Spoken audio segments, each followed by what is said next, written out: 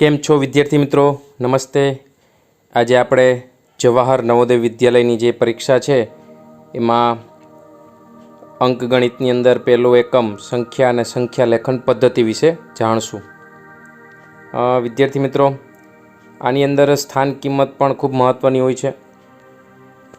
આપને બધાને ખબર છે કે સૌથી નાનો એકમ, પછી દશક, પછી 100 જેને શતક પણ કહી છે, પછી 1000 જેને સહસ્ત્ર પણ કહી છીએ, 10,000 જેને 10 સહસ્ત્ર કહીએ છીએ, પછી લાખ, 10 લાખ, 1 કરોડ અને 10 કરોડ. તો ખાસ કરીને આટલા સ્થાન કિંમતો તમારે શીખવાની ખાસ જરૂર છે. આપને ખબર હોવી જોઈએ કે માની લ્યો કોઈ એમ કહે કે 5, તો એ એકમના સ્થાન ઉપર આવે. કોઈ એમ કહેશે 25, તો 2 છે એ દશકના સ્થાન ઉપર મૂકવા પડે અને 5ને એકમના સ્થાન ઉપર મૂકવા પડે. હવે એવી જ રીતે કોઈ તમને એમ કહે કે 425, તો 100ના સ્થાન ઉપર તમારે 4 મૂકવા પડે, પછી 2ના સ્થાન દશકના સ્થાન ઉપર 2 અને એકમના સ્થાનમાં 5. આવી જ રીતે કોઈ તમને એમ કહે કે 1425, તો અહીંયા 1000 હજારના સ્થાન ઉપર લખવા પડે. તો જ આને 1425 વાંચી શકાય. એવી જ રીતે 10,000 કહીએ, કોઈ એમ કે 61,000, તો 10,000ના સ્થાનમાં 6 આવે, હજારના સ્થાનમાં 1000 આવે, તો જ 61,000 થાય. એટલે 61,000 થયા પછી 425 બોલાય. એટલે કે 61,425. તો સામાન્ય રીતે આવી રીતે બોલવામાં આવે છે. આ બાબત આપણે ખાસ ધ્યાનમાં રાખવી જોઈએ. લાખ છે તો અહીંયા પણ 7 લાખ બોલે તો તમારે લાખના સ્થાન ઉપર 7 મૂકવા પડે. બાકીના સ્થાનમાં અંક આવે તો બોલવાના, નકર અહીંયા 00 મૂકી શકાય. તો 7,61,425 એવી રીતે બોલવામાં આવે. પણ માની લ્યો કોઈ એમ કહે છે કે 87 લાખ, તો ખાસ ધ્યાનમાં રાખવાનું છે કે 10 લાખના સ્થાન ઉપર 8 આવવા જોઈએ, લાખના સ્થાન ઉપર 7 આવવા જોઈએ, તો જ 87 લાખ બોલી શકાય. એટલે કે 87,61,425. આવી જ રીતે કોઈ કરોડનું સ્થાન છે, તો કરોડના સ્થાનનો જ્યારે પણ બોલવાનો આવે ત્યારે પણ ધ્યાન રાખવું જોઈએ. કોઈ એમ બોલે 5 કરોડ, તો કરોડના સ્થાન પર 5 આવવા જોઈએ. પછી 10 લાખ, લાખનું સ્થાન છે, અહીંયા 87 લાખ બોલ્યા હોય તો 87 લાખ, નકર 00 કે જે બોલ્યા હોય. પછી 61,000 બોલ્યા હોય તો 61,000ના સ્થાનમાં અહીં આવે. પછી 425. તો આવી રીતે. એ 10 કરોડની અંદર કોઈ એમ બોલે કે 95 કરોડ, તો ખાસ ધ્યાનમાં રાખવાનું છે 95 કરોડ બોલે એટલે 95 લખવાના. પછી 10 લાખના સ્થાન ઉપર, લાખના સ્થાન ઉપર 10,000, 1000, 100, દશક, એકમ, એ દરેક સ્થાન ઉપર સંખ્યા આવતી હોય એ બોલવાની, નકર એના જગ્યાએ 0 મૂકવો પડે. એટલે કે 95 કરોડ 87,61,425. આવી રીતે આ સંખ્યા બોલવામાં આવે છે. આ બાબત ખાસ ધ્યાનમાં રાખવાની છે. વિદ્યાર્થી મિત્રો, તમને બીજી એક બાબત પણ કહી દઈએ. સમ સંખ્યા, વિષમ સંખ્યા, મૂળ સંખ્યા, સંયુક્ત સંખ્યા. તો સમ સંખ્યા કેને કહેવામાં આવે છે? તો એ સમજી લઈએ કે જે સંખ્યાને તમે 2 વડે ભાગી શકતા હોય, નિશેષ, કેવી નિશેષ ભાગી શકતા હોય એવી બધી સંખ્યા એને સમ અથવા તો બેકી સંખ્યા કહે છે. અથવા સમ સંખ્યામાં છેલ્લો અંક એટલે કે એકમનું સ્થાન, આ એકમનું સ્થાન છે એમાં હંમેશા 2, 4, 6, 8 કે 0, આમાંથી કોઈ પણ એક અંક અહીંયા 2ના એકમના સ્થાન ઉપર હોય તો એ સંખ્યાને સમ સંખ્યા કહેવામાં આવે છે. આથી વિરુદ્ધ કે જે સંખ્યાને 2 વડે તમે ભાગતા એક વધે શેષ, એક શેષ વધતી હોય એક જ, તો એને વિષમ સંખ્યા એટલે કે એકી સંખ્યા કહેવામાં આવે છે. અને એકી સંખ્યામાં એકમનો અંક, આ ધ્યાનમાં રાખવાનું, એકમનો અંક 1, 3, 5, 7 ને 9, આમાંથી કોઈ પણ એક હોય તો એ વિષમ સંખ્યા કહેવાય. દ્રષ્ટાંત તરીકે આપણે જોઈએ તો કે ભાઈ સમ સંખ્યા કોને કહેવાય? તો દાખલા તરીકે 47 અને એક સંખ્યા છે 44. તો આ બંને સંખ્યાની અંદર તમારે એકમનું સ્થાન જોવાનું છે. એકમનું સ્થાન છે એમાં 7 છે અને અહીંયા એકમના સ્થાનમાં 4 છે.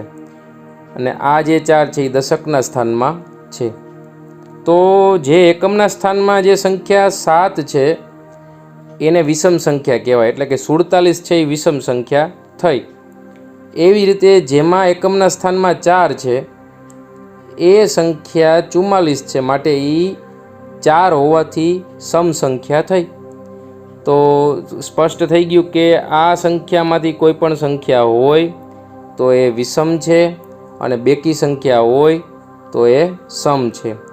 વિદ્યાર્થી મિત્રો, આપણે ખાસ એ ધ્યાનમાં રાખવાનું છે કે આપણે અંગ્રેજી અંકોનો જ ઉપયોગ કરવાનો છે. મેં અહીંયા તમને ગુજરાતી અંક બતાવ્યા છે, પણ વિશેષ કરીને આપણે અંગ્રેજી અંકનો જ ઉપયોગ કરશું. એવી જ રીતે એક કરતાં મોટી એવી જે સંખ્યાને એક અથવા તે જ સંખ્યા સિવાય અન્ય કોઈ પણ સંખ્યા વડે નિશેષ ભાગી શકાય નહીં તે મૂળ સંખ્યા હોય, એટલે કે અવિભાજ્ય સંખ્યા હોય. આ ખાસ ધ્યાનમાં રાખવાનું છે કે અવિભાજ્ય સંખ્યા કઈ કે દાખલા તરીકે 2 છે એ મૂળ સંખ્યા છે. 2 છે એ 2ના પાડામાં એક જ વખત આવે છે, 2 એકા 2. આ સિવાય 2ની સંખ્યા છે એ બીજે ક્યાંય આવતી નથી. એવી રીતે 3 પણ ક્યાંય આવતી નથી, 3ના પાડામાં જ આવે છે. 5 5ના પાડામાં જ આવે, 7 7ના પાડામાં જ આવે, 11 11ના પાડામાં જ આવે, 13 13ના પાડામાં જ આવે, 17 17ના પાડામાં જ આવે, 19 19ના પાડામાં આવે, 23 23ના જ પાડામાં આવે. એનો મતલબ એમ કે એ સંખ્યા છે એ બીજે ક્યાંય એનો ભાગ પડતો જ નથી, એને ભાગી શકાતી જ નથી, માટે એ સંખ્યા મૂળ સંખ્યા કહેવાય. 2ના ભાગ પડે છે, એક એક પડે છે, પણ મૂળ સંખ્યા એ 2 છે. શું કામ? કારણ કે એ બીજે ક્યાંય ભાગી શકાતી નથી, બીજે ક્યાંય પાડામાં ઘડિયામાં આવતી નથી, માત્ર 2ના પાડામાં આવે છે. એક સંખ્યા છે એક એ વિશિષ્ટ સંખ્યા કહેવાય, કારણ કે એ મૂળ સંખ્યા નથી અને સંયુક્ત સંખ્યા નથી, એટલે માત્ર એ ધ્યાનમાં રાખવાનું કે એક છે એ વિશિષ્ટ સંખ્યાનો દરજ્જો એને મળ્યો છે. તો મૂળ સંખ્યા આપણે ધ્યાનમાં આવી ગઈ કે જેના ભાગ પડતા નથી, જે પોતાના જ ઘડિયામાં આવે છે એ મૂળ સંખ્યા. તો સંયુક્ત સંખ્યા કોને કહેવાય? એથી વિરુદ્ધ વિભાજ્ય સંખ્યા. મૂળ સંખ્યા એટલે અવિભાજ્ય સંખ્યા. તો જે સંખ્યા પોતાના પાડામાં આવતી હોય, ઘડિયામાં આવતી હોય અને બીજા ઘડિયામાં પણ આવતી હોય, અન્ય કોઈ ઘડિયામાં પણ આવતી, દાખલા 4 છે તો 4ના પાડામાં આવે, 2ના પાડામાં આવે, 6 છે એ 2ના પાડામાં આવે, 3ના પાડામાં આવે, 6ના પાડામાં આવે, તો 3 જગ્યાએ આવે છે. માટે આ બધી સંખ્યા એવી કે જે સંયુક્ત સંખ્યા કહેવાય, કે જે પોતાના ઘડિયામાં આવે છે અને આ સિવાય બીજાના ઘડિયામાં પણ આવે છે, માટે એને વિભાજ્ય કહેવાય. ભાગ પાડી શકાય એ વિભાજ્ય, જેના ભાગ ન પડે એ અવિભાજ્ય, એ મૂળ સંખ્યા. તો વિદ્યાર્થી મિત્રો, આવી કેટલીક સંખ્યાઓ તમને કોષ્ટક સ્વરૂપે આપી છે. મારી વિનંતી છે કે તમે આ સંખ્યાઓને પાકી કરી લ્યો, કારણ કે નવોદયની પરીક્ષામાં આ પૂછાય છે કે મૂળ સંખ્યા અવિભાજ્ય સંખ્યા 2 થી 10ની વચ્ચે આવતી હોય એવી કઈ કઈ સંખ્યાઓ છે? તો 2 3 5 7. 11 થી 20ની વચ્ચે આવતી મૂળ સંખ્યાઓ કઈ કઈ છે? તો 11 13 17 19. 21 થી 30ની વચ્ચે આવતી મૂળ અથવા તો અવિભાજ્ય સંખ્યાઓ કઈ? તો 23 ને 29. 31 થી 40ની વચ્ચે આવતી અવિભાજ્ય સંખ્યાઓ કઈ? તો 31 અને 37. અથવા તો મૂળ સંખ્યા કઈ? તમારા માટે શબ્દ પ્રયોગ કોઈ પણ વાપરી શકે છે. આ ખાસ ધ્યાનમાં રાખવું. મૂળ સંખ્યા પણ પૂછી શકે અને અવિભાજ્ય સંખ્યા પણ પૂછી શકે. બંનેનો જવાબ એક જ આવે કે 2 થી 10ની વચ્ચે અવિભાજ્ય સંખ્યા કઈ? તો આ. અને 2 થી 10ની વચ્ચે મૂળ સંખ્યા કઈ? તો પણ આ જ આવે. તો વિદ્યાર્થી મિત્રો, મારી વિનંતી છે કે આ કંઠસ્થ કરી લેજો. એવી જ રીતે 51 થી 60ની વચ્ચે આવતી અવિભાજ્ય સંખ્યા મૂળ સંખ્યા, 60 થી 70, 70 થી 80, 81 થી 90 અને 91 થી 100ની વચ્ચે.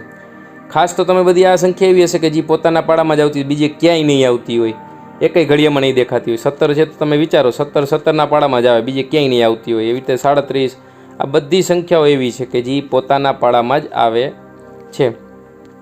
ખાસ એ પણ જોવું કે 2 થી 100ની વચ્ચે મૂળ અવિભાજ્ય સંખ્યા ટોટલ કેટલી છે? તો કે 25. તો બાકીની સંયુક્ત સંખ્યાઓ કેટલી થઈ? તો કે 74. એક છે એ વિશિષ્ટ સંખ્યા છે, એટલે એ મૂળમાંય નહીં આવે, અવિભાજ્યમાં પણ નહીં આવે, વિભાજ્યમાં પણ નહીં આવે, માટે એક છે એ વિશિષ્ટ સંખ્યા ગણાય. તો આ બાબત ખાસ ધ્યાનમાં રાખવાની છે. વિદ્યાર્થી મિત્રો, આ ઉપરાંત આપણે કેટલીક સંખ્યાઓ વિશે થોડીક મનની અંદર વિશ્વાસ બેહાડવાનો કે વિશિષ્ટ અંકવાળી મોટી સંખ્યામાં પ્રત્યેક અંક 9 હોય. દાખલા તરીકે 3 અંકની સૌથી મોટી સંખ્યા કઈ? તો કે 999. 2 અંકની દ્વિઅંકી મોટી સંખ્યા 99. અને 1 અંકની મોટામાં મોટી સંખ્યા 9, તો જે 2 અંકની, 3 અંકની, 4 અંકની, 1 અંકની એમાં 9 આવતા હોય, બધાય અંક 9 હોય, તો એ સંખ્યા સૌથી મોટી છે. એવી જ રીતે એ પણ આપણે જોઈ લઈએ કે વિશિષ્ટ અંકવાળી સૌથી નાની સંખ્યા કે જેમાં પહેલો અંક 1 હોય, બાકીના પછી બધા 0 હોય. એટલે કે માની લો તમને એમ કે 4 અંકની સૌથી નાનામાં નાની સંખ્યા તો 1000, 3 અંકની સૌથી નાનામાં નાની સંખ્યા 100 અને 2 અંકની સૌથી નાની સંખ્યા 10, અને અપવાદ રૂપે કોઈ એમ કે 1 અંકની સૌથી નાનામાં નાની સંખ્યા તો 0. આ અપવાદ છે, આપણે ધ્યાનમાં રાખવાનું. 1 છે એ વિશિષ્ટ સંખ્યા છે, એટલે નાનામાં નાની સંખ્યામાં એને નહીં લેવાની, નાનામાં નાની સંખ્યા તરીકે 0નો ઉપયોગ કરવાનો છે. આ બાબત ખાસ ધ્યાનમાં રાખવાની છે. વિદ્યાર્થી મિત્રો, આપેલા અંકો પૈકી સૌથી મોટો અંક પ્રથમ લખીને બાકીના અંકો તેને જમણી બાજુ ઉતરતા ક્રમમાં લખવાથી તે અંકોની સૌથી મોટી સંખ્યા મળતી હોય છે. દાખલા તરીકે અહીંયા તમને 4 અંક આપ્યા છે, 5, 3, 8, 9. તો સૌથી મોટો અંક કયો છે તો કે 9, પછી તો કે 8, પછી તો કે 5 અને પછી તો કે 3. તો મોટી સંખ્યા લખવામાં 4 અંક તમને આપ્યા છે, તો એમાં પણ ઉતરતા ક્રમમાં 9, 8, 5, 3 એવી રીતે લખો એટલે મોટી સંખ્યા જ બને. કારણ કે 9853, એટલે કે એકમના સ્થાનમાં નાની સંખ્યા આવી, એથી મોટી દશકના સ્થાનમાં આવી, એથી મોટી સોના સ્થાનમાં આવી, એથી મોટી હજારના સ્થાનમાં આવી, એટલે મોટી સંખ્યા જ બને.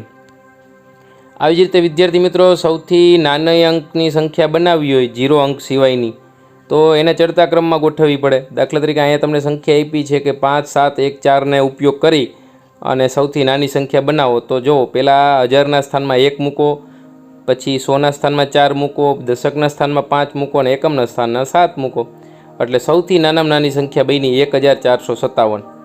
જો એકાદ અંક 0 હોય તો તે અંક પહેલા અંક પછી બીજા સ્થાન ઉપર લખવું. આ ધ્યાનમાં રાખવું કે જો 0 તમને આપવામાં આવ્યું હોય તો 0 છે એને પહેલા અંક ઉપર ન લખવો, બીજા સ્થાન ઉપર મૂકવો. એનું દ્રષ્ટાંત પણ આપ્યું છે કે 7, 8, 5, 0નો ઉપયોગ કરીને નાની સંખ્યા બનાવો. તો પહેલાં 5 મૂક્યા, પછી 0 મૂક્યો, પછી 7 મૂક્યા અને પછી 8 મૂક્યા, એટલે 5078 આ નાનામાં નાની સંખ્યા બને આ 4 અંકનો ઉપયોગ કરીને. તો વિદ્યાર્થી મિત્રો, આ બાબત ખાસ ધ્યાનમાં રાખવાની છે. એવી જ રીતે 2 અથવા 3 અંક આપેલા હોય ત્યારે પ્રત્યેક અંક એક વખત કે એકથી વધુ વખત વાપરીને 4 અથવા 5 અંક મોટામાં મોટી અથવા નાનામાં નાની સંખ્યા તૈયાર કરવાનું કહીએ તો ત્યારે પણ આ બાબત ધ્યાનમાં રાખવાની. દાખલા તરીકે અહીંયા તમને 3 અંક આપ્યા છે, 3, 5, 0 અને 5 અંકની મોટામાં મોટી સંખ્યા બનાવવાની છે. તો મોટામાં મોટી સંખ્યા બનાવવાનું કહે તો જે મોટો અંક હોય એને આપણે બેવડાવવાનો, એટલે કે આપણે 5 અંકની બનાવવાની છે તો 5 છે એ 3 વખત મૂકવાના, 3 એક વખત મૂક્યો અને 0 એક વખત મૂક્યો, એટલે 5 અંકની 55,530 એ મોટામાં મોટી સંખ્યા બની. એવી જ રીતે તમને એમ કહેવામાં આવે કે 9, 2, 3નો અંકનો ઉપયોગ કરીને 4 અંકની નાનામાં નાની સંખ્યા બનાવો. તો નાનામાં નાની જ્યારે કહીએ ત્યારે સૌથી નાનો અંક છે એ ડબલ વાર કરવાનો કે જેટલા અંકની કીધી હોય. તો અહીંયા 2 વખત અને 3 ને 9 એટલે 2239 સૌથી નાનામાં નાની સંખ્યા બને.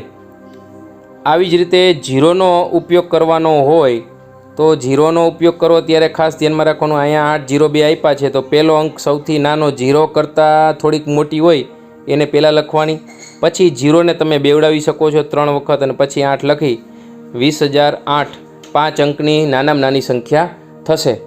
તો આવી રીતે નવોદયની અંદર આવા પ્રશ્નો પૂછાતા હોય છે. એમાં ખાસ ધ્યાનમાં રાખવાનું છે કે તમને કેટલા અંક આપ્યા છે અને કેટલા અંકની સંખ્યા બનાવવાનું કીધું છે. આ બાબત ધ્યાનમાં રાખવી.